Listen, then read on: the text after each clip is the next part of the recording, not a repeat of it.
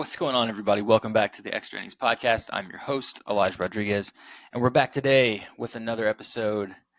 Finally got my new mic in here, so we're good there. I don't have to be holding it like I was on the one yesterday, so that's a positive thing. Let's see. So I waited. I know last night there was a big game, Dodgers, Padres, Dodgers ending up on top, and then I wanted to wait because obviously there was another Game 5 today between the Guardians and the Tigers. Guardians are going to move forward and face the Yankees. So now we have the championship series are set, right? So the funny thing is I saw all the teams that got the bye on the first round are actually in the championship series, except for the Phillies. The only team that didn't make it were the Phillies. The Mets, obviously, wild card, had to play through that wild card. They're going to take that spot. Excuse me. All right. But without further ado, let's talk about it. So I just watched, I was waiting for the Guardians and the Tigers game to end.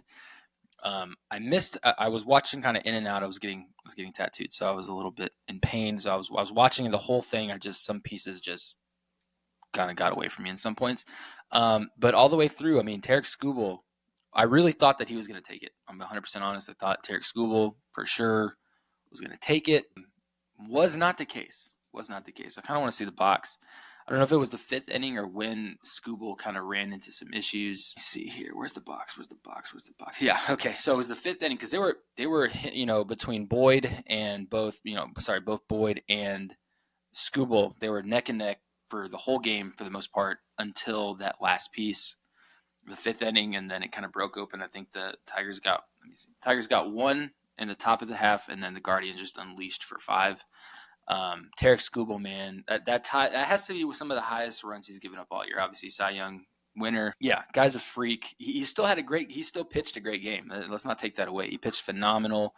Just that one inning, man. And it wasn't like it was like, not a big deal. It really it definitely set the tone. Why am I so low? Cool. All right, but it definitely set the tone.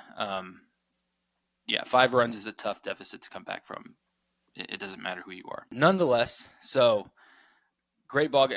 Class A came in, shut the door. That dude is filthy every time I watch him pitch. I'm like, Jesus. He is disgusting. Absolutely disgusting. But nonetheless, so let's kind of break it down. So we got the series are set. We've got, like I said, we got the Dodgers are going to face the Mets, and then we've got the Guardians who are going to face the Yankees. Now I'm just going to kind of give them a little preview. Obviously, the Dodgers and the Mets are starting tomorrow. Guardians and Yankees don't start till Monday, so we got a little bit of time there. The Mets seem ready. I'm not gonna lie. The Mets seem like they are full on ready to go. I'm trying to mess with my audio. Why am I having such bad feedback here? Okay, there we go. Yeah, so Guardians and Yankees. Let's start there. Let's start talking with that. Again, I'm gonna kind of back up with what I said yesterday. There's really no way around it, honestly. Guardians have no business being on the same field as the Yankees, especially paper-wise. If you look at everything, the Yankees have to win the World Series. I'm going to say it again. I know people are probably like, that's ridiculous. It doesn't make a lot of sense. It's true. They need to win. They need it all the way through. There's no way that a Guardians team should beat the Yankees, though the Guardians have shown that they are a pretty scrappy bunch. Both Naylor brothers, Clase, they have a great pitching staff. Carrasco, Boyd. With what they've shown, I know the Yankees do struggle with a lot of lefties, which the Guardians don't have that many. So that might not work to their advantage, but at the same time, I'm hoping that I'm thinking personally that the Yankees are gonna maybe win the series 4-1, and they may get one in Cleveland, but I don't think they win any in New York, and I think they might get one in Cleveland, and then that'll be it. That'll be that. Not really much else there. It's again with the Yankees. I hate really talking about them because they do go both ways. They've shown us that they can be an extremely talented, tough ball club to play, and then they'll go around and play really sloppy baseball. It's really hard to tell. It's hard to tell. I'm not quite sure what to expect from these guys. I don't know. If we're going to go off the track record of what we just saw this week, I'd 100% say that the Yankees are the stronger club. Even watching the series today with the Guardians and the Tigers are not a very strong club. I thought that they had some late life, some late fire to them, which led them past the Astros, who, again, if you're putting them together, the Astros didn't stand a chance. The Astros are a super incomplete team right now. there's no question. They look super incomplete. There was no way that they were going to make it past the Tigers. I knew that when I watched the first game of that wild card series. I was like, this is over, 100%, not a chance. Though that doesn't mean that the Tigers were always going to be the stronger team. I thought that this was a great series. Together, they were pretty much neck and neck. But then here we go, advancing to the championship series. You're facing a completely different beast in New York, in the Yankees. I don't know if that the way that they played is really going to help them in that series. Still think the Yankees are gonna take it by a long shot. But again, I don't know. We're gonna have to wait and see. I was talking to a buddy of mine, and he was saying how the Yankees don't have the clutch gene. They kind of piss me off because they do. At least Giancarlo Stanton has the clutch gene, has a clutch piece to him.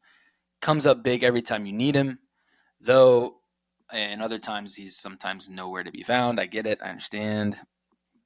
At the same time, I can't really argue against it because Judge has been really nowhere to be found. He's kind of picking it back up as we've kind of gone deeper into the postseason. Maybe it's just a late season slump, but very disappointed. I mean, to say the least. Aaron Judge has been extremely disappointing. But again, if the Yankees, and this is what's going to be the deciding factor, and then we'll move on after that from talking about the Yankees. But if the Yankees can play sound, strong baseball, defensively, offensively, and they pitch like they've been pitching, starters and bullpen, the bullpen for the Yankees has been phenomenal.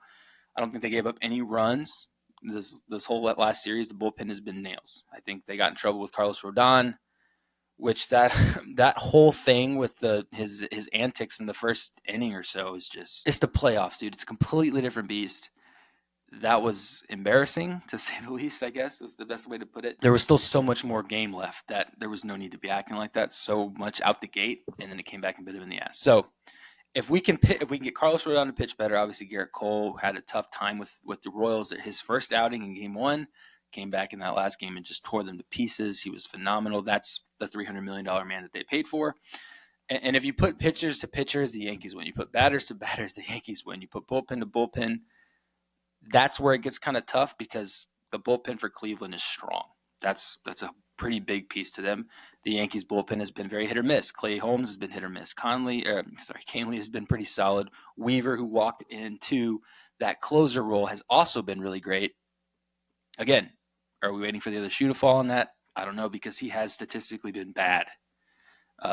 He was one of the worst starters in the league for quite some time, and then picked him up on a waiver pickup. The Yankees did, and he is just completely different ball player. So again, going to be one of those things that we're just going to have to wait and see. But yeah, I don't think this is a close series. I'm a Yankee fan, so maybe speaking from a little bit of bias, I don't think this is a close series.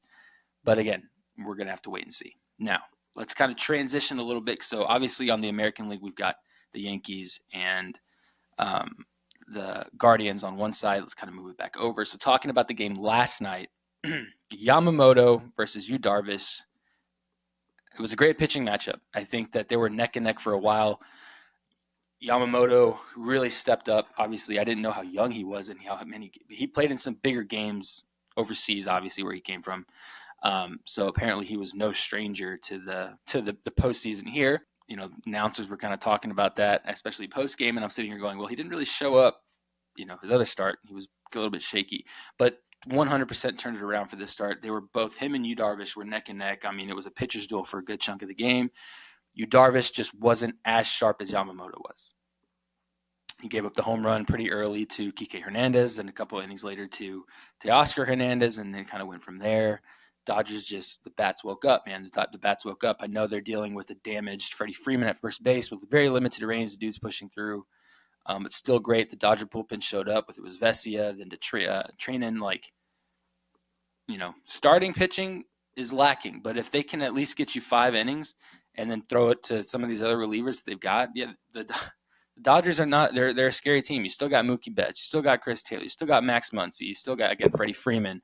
All those guys. So you got Paz. You got guys that can come off the bench for the Dodgers and make it happen. So Will Smith again, another guy. So it's like the Dodgers are again the Dodgers. You got Shohei, and you forget about Shohei. I'm not even going to mention Shohei because there's so many memes going around that he hadn't done anything. I think he went 0 for last night as well. So I mean, Shohei's a good ball player, but was nowhere to be found yesterday. So that's concerning? No. But again, it was a neck and neck game again last night between the Padres and the Dodgers.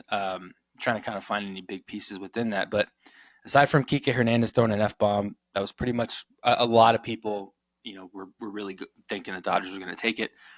I thought so too. I thought on paper. I always look at the on paper. If you look at the players versus player, that can kind of give you the comparison. Sometimes, though, baseball's a little squirrely. Sometimes that doesn't always happen. But nonetheless, on paper, I thought, especially if you look at the lineups, if you look at the matchups, the pitching matchups, everything in between, the Dodgers were going to take that game.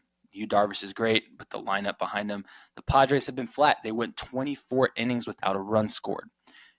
Really hard to win ball games when you're not hitting, when you're not scoring runs. So, and that was a tough piece. I knew that going into the game that they had been shut out now for quite some time. I think it was 2 games they hadn't scored any runs. Hard to win some games. So it's going to be hard on Darvish. It's going to be hard on whoever took the mound because it's like I have to be perfect. I have to be perfect and hope that we can scrape 1, maybe 2, and win this ball game. And yesterday the bats were just totally flat. A couple pieces here and there maybe, but just really flat. And I just, Jackson Merrill didn't do anything. Tatis didn't do anything. Profar didn't really do much. It was a very null game. And I kind of want to look at the box score just for shits and giggles. And it was really just the two solos from Kike Hernandez and then Teoscar Hernandez. But where's the box? Show me the box. I hate MLB's website, man. I really don't like it. So Shohei, 0 for 4. Betts, 0 for 3. Freeman, 1 for 3. Teoscar Hernandez, 1 for 3 as well. Chris Taylor came in a pinch hit. Muncy, 0 for 2. Will Smith, 1 for 3. Kike, 1 for 3. Lux 0 for 3. Edman 0 for 3. So not a whole lot on that side. And then we look at the Padres, 1 for 4 RIs. Tatis 0 for, Profar 0 for, Machado 0 for, Merrill 0 for, Bogarts 0 for. The Padres only had 2 hits, and that was Arraez and Higashioka. So again, surprise, no. You don't hit the ball, you don't win. So, I mean, and of course, this was a greatly pitched game from both sides. I'm telling you, 4 hits to the Dodgers and only 2. It's not like it was totally, the spread wasn't like this. It was a pretty thin game, but obviously stronger lineup is going to be the Dodgers all the way through. They've shown it over and over. They've come up in the big innings when the Padres really haven't been in any really big situations until now. And then last year was awful, and the year before they kind of win a little bit, but then again fell apart towards the end again. So this is on par with what the Padres do. And this is what I meant when we were talking about it yesterday. And we talked about how they were behaving, how they were acting, this arrogant club who's proven nothing. I thought that was a bit premature, especially when you still had to beat the Dodgers twice at that point. When all this would happen with the Ken Rosenthal thing, the peacocking, all that shit with Manny Machado, all that I thought was not inappropriate. It was just so far-fetched and just too much. It was way too much for the situation. It was too much. It wasn't necessary. Yeah, that's what I kind of think about that. But yeah, Dodgers came out and they made the big hits when they needed. Obviously, I'm sure Yamamoto made mistakes at some point. I wasn't pitch for pitch paying attention. I don't have that kind of memory. But I'm sure that there were mistakes made, and you have to capitalize, especially with somebody that good, especially with Yu Darvish on the other end. And, when Kike Hernandez got that fastball, he didn't fucking miss it. Same with Teoscar Hernandez, who's been great at the plate. He hit a grand slam a couple nights ago. So these guys are strong hitters. They're prepped for the moment. It just felt like the bats for the Padres just fell asleep, and they weren't going to wake back up till next spring. So is what it is. Still a great game. It was a greatly pitched game. I was, super entertained. I love a good game of pitching. I know some people don't appreciate that. Some people think that's boring as fuck. They want to see the long ball because chicks do the long ball, and I get it. I totally get it. But I love a good pitch game. Always, it's fun to watch. It's fun to watch that craft. So this was a beautiful game for me. But now, moving forward, we have the Mets and the Dodgers. Now, what to make of that matchup? I don't know. Both teams have an extreme amount of momentum. The Mets are they have a lot of momentum. They look excited. I was watching some player interviews this morning. They look pumped to be there. Weren't supposed to be there. The whole thing with the grimace, the whole chaos of the first beginning of the season, they're riding a lot right now. They're pumped. They're excited. They shouldn't have been here at this point at all. They've made it happen. They beat the shit out of the Phillies, who were a strong team all year. So a lot of momentum on the New York side all the way through. And then you've got the momentum of the Dodgers, who feel it in the K. So I was watching a lot of the post-game conferences yesterday between, obviously, Treinen, who's always been a very humble guy, Betts, who, whatever. I mean, Mookie Betts is Mookie Betts. And then the Kike Hernandez one where he dropped the F-bomb on live TV. And you know what's funny is I watched it. Obviously watching the game. I saw the game end, and I saw it, and they go to Kike Hernandez, and he's like, "Are we live?" And I knew immediately. I was like, "This dude's about to say some out of pocket shit." And sure enough, he did. Said some really out of pocket shit. But we don't give a fuck. Okay, back up, brother, because you guys shouldn't. Okay, and this has been my beef with the Dodgers all year. I've kind of had this kind of back burning beef going about the Dodgers. Their payroll is below, because there's a thing going around right now that the biggest payroll teams are still in the playoffs. They're still in the playoffs, which is the Yankees, the Mets, and the Dodgers. And everyone's like, "Oh, the low budget team, blah blah blah," with the Tigers, and then of course we're talking about the Guardians have a much lower payroll. And then there's the Brewers and all these other teams that made it to the playoffs that didn't make it that far. And everyone's like, well, money makes it. Like, no, half the time money doesn't matter. If you look at the World Series last year, a mid-major team and a very low-budget team with the Diamondbacks go all the way to the World Series. So money matters only to a certain extent. Money gets you so far, because if you don't have chemistry, if your team doesn't mesh well, you can put every all-star in the fucking world on a team, and they still won't win. Because baseball is not like football, it's not like basketball, and really in basketball it kind of is the same thing. If there's no flow, if there's no connection between the players, you're gonna suck. I mean, that's just team chemistry. That's a big piece to it. So the Dodgers are walking around acting like they have this massive chip on their shoulder, like no one believes in them, and they're like this underdog. And I'm sitting here going, bro, you guys need to really chill, because you're not the underdog. You guys may have below the Mets and the Yankees payroll. That's because you deferred like 3/4 of Shohei's salary, the $700 million salary. So really, you guys are just as high up there with the Yankees and the Mets. All the way. No questions asked. You guys are still up there with those guys.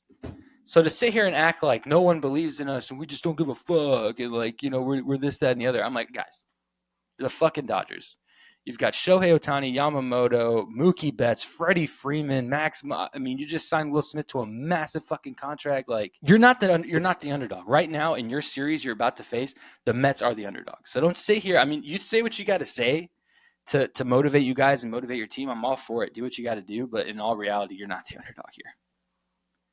And honestly, the Mets aren't really underdog either on paper, but talent-wise, with who they have and how they've made it throughout the year, regardless of cash, put the money aside, they're the favorite always. Anybody going against the Dodgers will always be the under. That's how it's going to be. But yeah, so now going into this series, I think it's going to be a good matchup. I think that there's good pitching for the Mets. Have a great starting pitching right now. Their bullpen is a little shaky, but the starting pitching for New York for the Mets is good, where it rivals the Dodgers, who are going to struggle with starting pitching. The bats have been good for New York. The bats are also turned on for Los Angeles. This is probably going to be the more interesting series. In all honesty, I'm a Yankee fan first and foremost, so I'm going to watch those games. But at the same time, I'm thinking that the Dodgers Mets series is going to be a little bit more entertaining. I could be way the fuck off from the other side, but I think that New York just steamrolls fucking Cleveland, and as they should. Honestly, the two teams don't even go together. Besides the fact that Cleveland has a great bullpen and a phenomenal closer, so do the Yankees. So I'm expecting the Yankees to just roll right through Cleveland. I think Cleveland gets one in Cleveland. That's it. Maybe if they take one in New York, I'd be surprised. But looking over here, it's a much more even matchup. It's a lot more happening in New York, LA.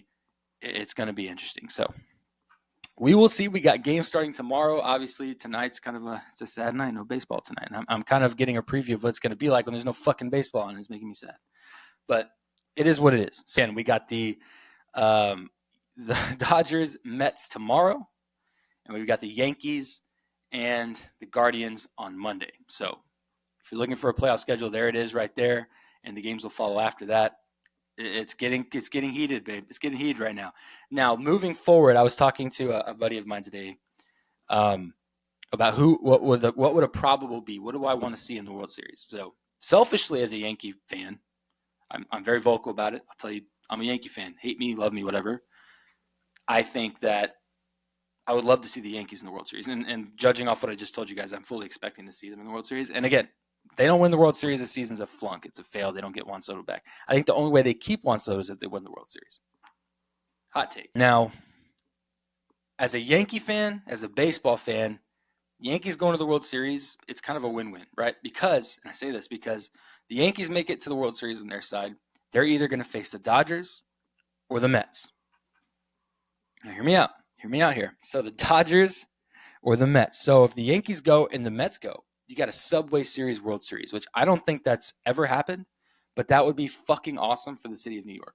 That would be, as a Yankee fan, that's fucking awesome to see a Subway Series World Series. Hard to ask for anything more than that. But I will say this. The Yankees versus the Dodgers. Now, this does so much more for the game. And I say that because those are two of the biggest fan bases in baseball. That's where people are going to bandwagon the most. The Yankees, the Dodgers. If you're in Texas, people bandwagon to the Astros for whatever reason. But what I'm saying is the Dodgers and Yankees are two of the biggest clubs, biggest baseball teams. This would be one of the biggest sporting events in the world. Yankees, Dodgers, World Series 2024 would be a crazy World Series. And the amount of eyes that would tune into it, that's a big deal. Because, like I said, people are going to say, well, I'm a Yankee fan. Or you know how many people wear Dodgers and Yankees shit who don't give a fuck about baseball? Who will now all of a sudden be tuned in to baseball because they own a Dodgers shirt or they own a Dodger hat, and they're like, oh, I'm a Dodger fan. I'm going to watch the Yankee, or I'm going to watch the World Series. Or I'm a Yankee fan. I got a Yankee this, that, or the other. I went to New York to sightsee and visit, and I bought a Yankee shirt. Now I'm a Yankee fan. I'm going to watch the game. I've never watched a fucking game in my life, but I'm going to watch the Yankee game. That's what's going to happen with a World Series like that. So either way, I'm psyched because if Cleveland makes it to the World Series, I'm going to quit. This is not going to work. I don't even know if I'm going to watch the World Series. I'm going to watch the World Series. But you get what I'm saying. It's going to really kill a lot. A lot is riding on this, right? So, yeah, that's what I think. I think a Subway Series or a Yankees-Dodgers World Series would be fucking sick. So, we will see. Lots of baseball still on the horizon. Lots to come. Lots more interesting shit's going to happen, I'm sure. I'm pumped. I'm excited. If you're a baseball fan, you're pumped. You're excited. Best time of the year. So, again, guys, thank you for listening. I'm not sure how this mic sounds. It's kind of weird. Like I said, I bought a new one. This one sounds funky. It just has this weird feedback to it. And maybe it's just me. But I did kind of like the one that I just apparently roped up from my closet yesterday. So I might roll with that one moving forward. This just has a weird feedback. Unless it's me. I don't know. But anyway, thanks for listening, guys. Again, we're going to come back another one probably on Monday. Probably not tomorrow because there's no games tonight and we've already recapped most of them.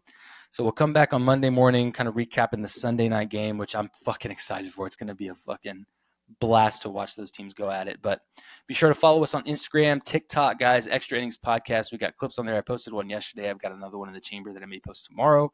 So be sure to check that out, especially on TikTok. We have a lot more traction on TikTok, so go check us out on TikTok. But anyway, guys, thanks for listening, and we will catch you guys on Monday.